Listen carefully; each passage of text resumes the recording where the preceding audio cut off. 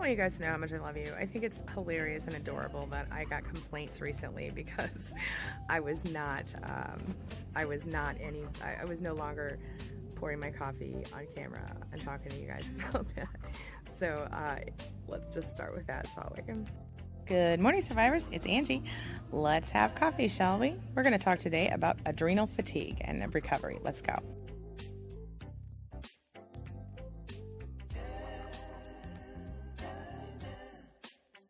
Let's do this. So the symptoms of adrenal fatigue include exhaustion, inability to lose weight, feeling lethargic, feeling foggy, feeling confused, which, as you all know, are often similar to the side effects of being abused by a narcissist, or they seem to be. So what's interesting is that narcissistic abuse apparently can cause adrenal fatigue, and we're going to talk about why. So here's the thing. If you're dealing with adrenal fatigue, what you have going on is something that it's a little confusing, because sometimes the symptoms are masked or are so similar to other symptoms and other conditions, that doctors don't even see it.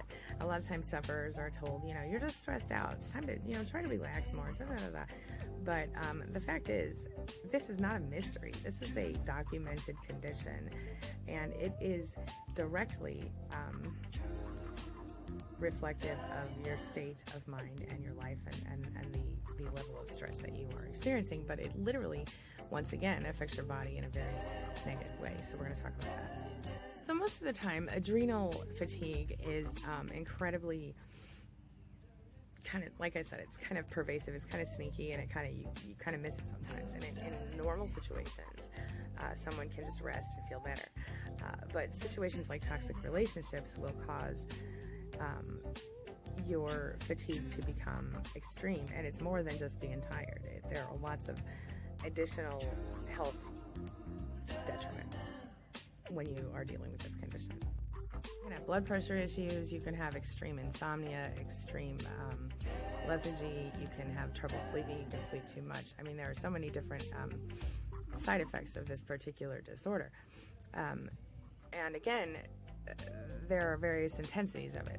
Unfortunately, what doctors have found is that people who are in toxic relationships are especially susceptible to this.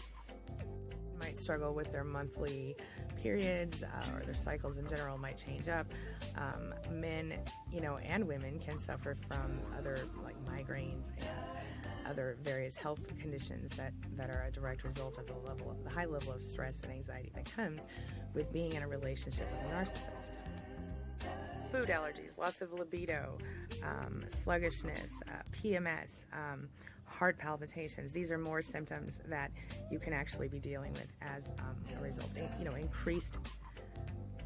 Increased intensity of these symptoms, or brand new symptoms like these, that are all a result of adrenal fatigue.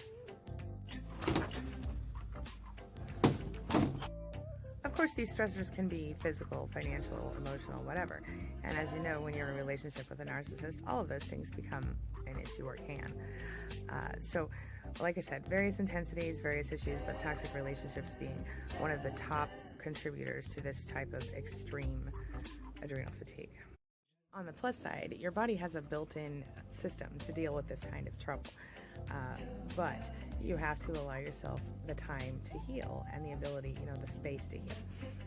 So that's what we're going to talk about right now. How can you give yourself the space that you need and the time that you need to heal from narcissistic abuse that has caused you to have adrenal fatigue, why you're so exhausted all the time?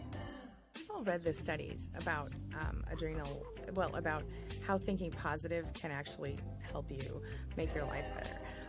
And they've done studies that people who think positive are healthier, people who have a positive outlook on life are happier in general. And that's one of the things that you have to be really strong to get to when you're dealing with emotional abuse, whether you're in it or you're still recovering from it, okay? So one of the things that I suggest, and I suggest this almost every day to you guys, is that when you're feeling negatively, you focus on 10 things you're grateful for. I ask all of my clients to please write down 10 things they're grateful for every day, and 3 things they love about themselves. And that really can help to begin to, and I ask them to do this as soon as they get up in the morning, as well as to, review it or think of 10 new things and 3 other new things each time they feel highly stressed or that they can't get their head in the right position to feel positively, their vibration, so to speak. Your vibration really matters when it comes to your mental health and dealing with recovery. So that's one way to get it in the right place. The right place is to focus on what you want and not what you don't want. Focus on what you can control and not what you can't, and on what you're grateful for, not the stuff that sucks. Because whatever you are focusing on, you're going to get more of that in your life. What you think about, you bring about. I know it's a cliche, but it's really true. So think about that. The thing you can do is take control of your own health. Make sure you're drinking enough water every day. Believe it or not, if you're not drinking enough water, it can actually increase these symptoms. Make sure that you're eating foods that are good for your body, relatively speaking. Make sure that you're not, because food allergies are another side effect of this particular disorder, which is kind of weird, right? But anyway, my point is, eat things that are good for you, drink lots of water, keep your body healthy. If your doctor recommends medicine, take it. If your doctor tells you not to take anything, don't take it. Get with your doctor, find out what you need to do to stay and to get and stay healthy again, and focus on taking care of yourself. Self-care is so important, especially as you're going through narcissistic abuse.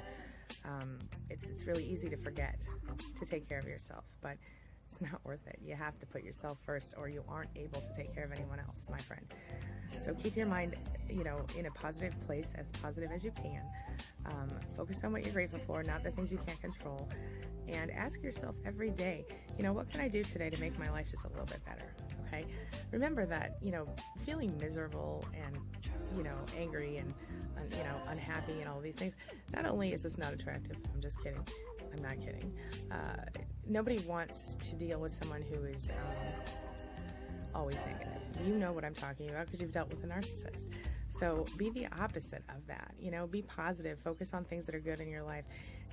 I know it's hard to do when you're still stuck in the relationship, and especially it's even hard to do when you're not stuck in the relationship, when you're just getting out of it, or you're trying to get through the recovery part of it.